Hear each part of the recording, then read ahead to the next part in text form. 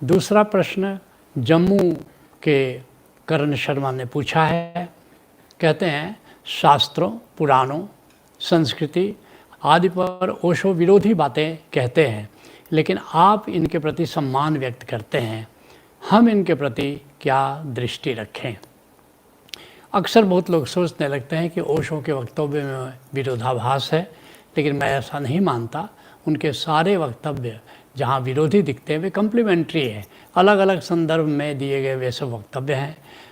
हर वक्तव्य के पीछे कोई परिस्थितियाँ हैं, कोई प्रश्न है, प्रश्नकर्ता उसकी भूमिका में है। उसको देखते हुए ओशो विरोधाभासी हूँ कि शास्त्र प्रमाण नहीं है, शास्त्र प्रमाण है। शास्त्र में क्या लिखा है या संत अलग अलग संदर्भों में संत क्या बोला है, ये प्रमाण नहीं है। असली प्रमाण है शास्त्र। ओशो प्रामाणिक है। ओशो के हर वचन प्रामाणिक नहीं है, क्योंकि अलग अलग संदर्भ में वो दिए गए हैं। युधिष्ठिर से यक्ष पूछता है, कुछ सवाल पूछता है कि सत्य क्या है, सत्य को कैसे जाने। युधिष्ठिर क्या कहते हैं? श्रुति विभिन्ना स्मृति च भिन्ना नयो को मुनि यस्य वचनम प्रमाणम। श्रुतियाँ भिन्न भिन्न बात कहती हैं, स्मृतियाँ भिन्न भिन्न बात कहती हैं। अलग अलग शास्त्र अलग अलग बातें करते हैं, तो प्रामाणिक क्या है?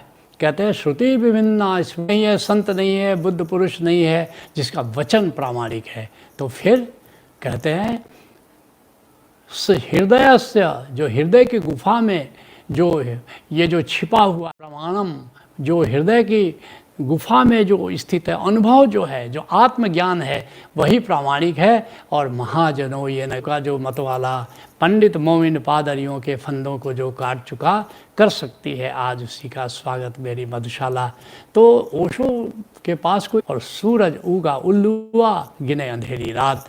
जैसे उल्लू जो है दिन में कहता है कि कहाँ प्रकाश है, मुझे तो दिखाई नहीं दे रहा है, मुझे तर्क से समझाओ, मुझे शास्त्र से समझाओ, मुझे सिद्धांत से समझाओ। नहीं, असली बात है कि वो तो अनुभव की बात है। भीतर जा कर के, भीतर की गुफा में जा कर के जिस दिन हमें अनुभव होता है, उसी दिन हम सत्य को जान पाते हैं।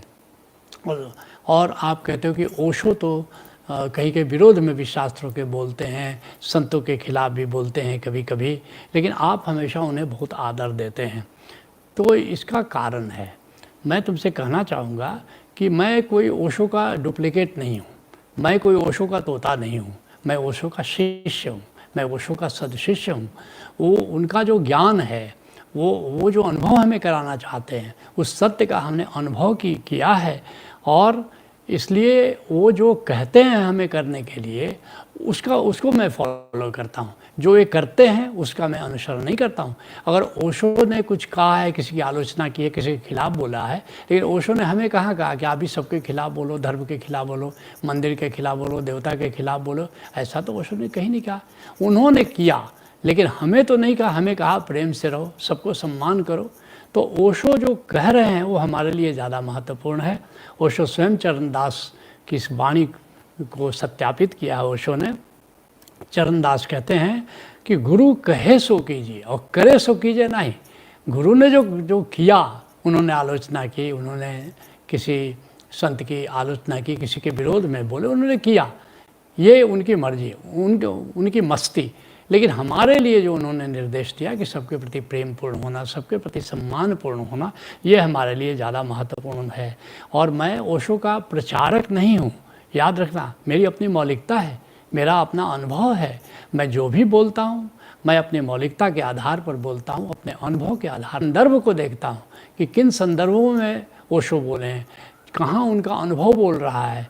और मैं देखता हूँ कि जो अनुभव पर आधारित जो बोल रहे हैं मेरे अनुभव से मेल खाता है, तो निश्चित उसको अंगीकार करने में, उसको स्वीकार करने में मुझे ज़रा भी दिक्कत नहीं होती है। मुझे तो कोई भी ओशो का ऐसा वचन नहीं है जो मुझे ऐसा लगता है कि ये स्वीकार नहीं किया जा सकता। मुझे तो लगता है कि ये बड़ा प्यारा वचन है। जहाँ वो आलोचना भी कर रहे हैं, वहाँ बड़ी करुणा से कर रहे हैं, करुणा से कर रहे हैं।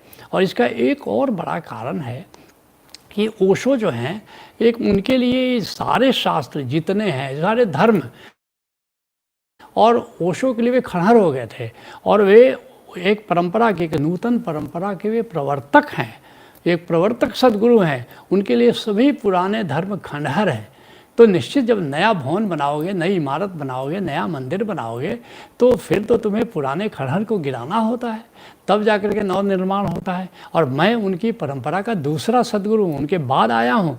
मेरा काम खंडहर गिराना नहीं है, मेरा काम नींव खोदना नहीं है, मेरा काम फाउंडेशन बनाना नहीं है। फाउंडेशन ओशो ने बना लिया, नींव उन्होंने खोद ली, मैं तो दूसरा सदगुरु हूँ। मेरा कार्य निर्माण है।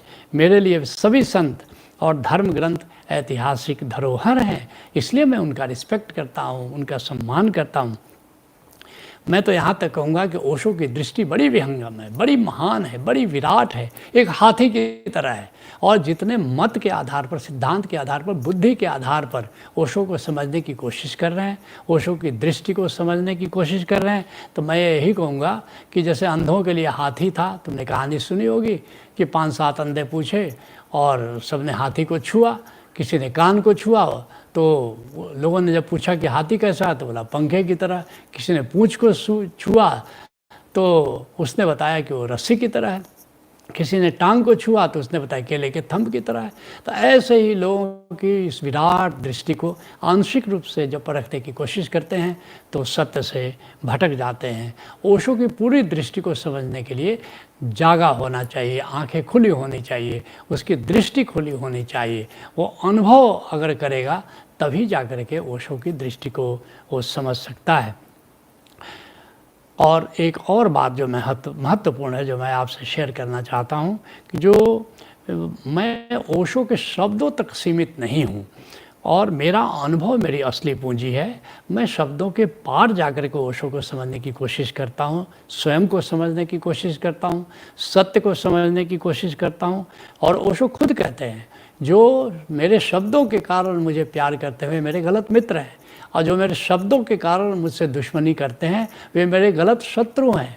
तो इसलिए ओशो के शब्दों पर मत जाना, फिर तो तुम सिद्धांत में फंस जाओगे, फिर तो तुम मतवादी हो जाओगे, तत्ववादी नहीं हो सकते। और एक बात मैं कहना चाहता हूँ कि वास्तव में ओशो ने जो विराट वाङ्मय प्रस्तुत किया है, उसको जान करके, अनुभव के आधार पर उसको समझ करके मैं प्रस्तुत करने की कोशिश कर रहा हूँ ओशो की एक कहानी। और फिर इस बात को पूर्णाहुति देना चाहूँगा। ओशो कहते हैं कि एक बार बुद्ध जंगल में जा रहे हैं, आनंद साथ में है। आनंद पूछता है कि गुरुदेव आपने सत्य कितना है, ज्ञान कितना है? गौतम बुद्ध कहते हैं कि जंगल में जितने पेड़ देखते हो, जितनी पत्तियाँ देखते हो, ये सारी पत्तियाँ जो है ऐसा समझ लो कि ज्ञान इतना है। आनंद पूछता है कि आपने जाना कितना? कहते हैं, ओशो कहते हैं कि बुद्ध कहते हैं कि आनंद, ये जो सूखी पत्तियां गिरी हुई देखते हो, मैंने इतना जाना। और कहा कि आपने बताया कितना? पूछा आनंद ने, बताया कितना? तो एक मुट्ठी पत्ती उठाते हैं बुद्ध और कहते हैं कि मैंने इतना ही बताया। पूछने वाला ओशो से पूछता है कि आप बताइए ज्ञान कितना है? कहते हैं कि जैसा बुद्ध ने कहा, जो हरी पत्तियां देखते हो जंगल में उतना ज्ञान है। तो कितना आपने जाना? कहा कि बस जितनी सूखी पत्तियाँ तुम देखते हो, मैंने इतना ही जाना।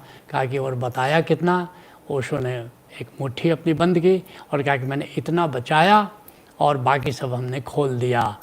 तो फिर मुझसे जो पूछ रहे थे सज्जन, उन्होंने कहा आप अपने बारे में बताएं, ज्ञान कितना है? मैंने कहा वही जितना बुद्ध और ओशो ने कहा, जंगल में जितनी पत्तियाँ हैं उतना। आपने कहा और आपने जाना कितना? मैंने भी कहा कि बस उतना ही, जो सूखी पत्तियाँ थीं उतना ही हमने भी जाना। कहा कि आपने बताया कितना? मैंने कहा कि मेरे गुरु ने एक मुट्ठी बचा लिया था, लेकिन हमने वह मुट्ठी भी खोल दी। तो निश्चित रूप से ओशो धारा में वह जो अनुभव है, जो ओशो का अनुभव है, बुद्ध का अनुभव है, महावीर का अनुभव है, कबीर का अनुभव है, गोरख का अनुभव है, सभी संतों का अनुभव है, आज वे सारे अनुभव ज्ञान ओशो धारा में उपलब्ध हैं। तो आपका मैं स्वागत करता हूं कि आप ओशो धारा में आएँ। और फिर ओशो धारा में जो कार्यक्रम हैं, 14 कार्यक्रम समाधि के, 21 कार्यक्रम प्रज्ञा के और 14 कार्यक्रम सुमिरन के, कर्म योग, ज्ञान योग, भक्ति योग पर उसका स्वागत करें। तो आज हम सत्संग को यहीं विराम देते हैं। हरि ओम तत्सत।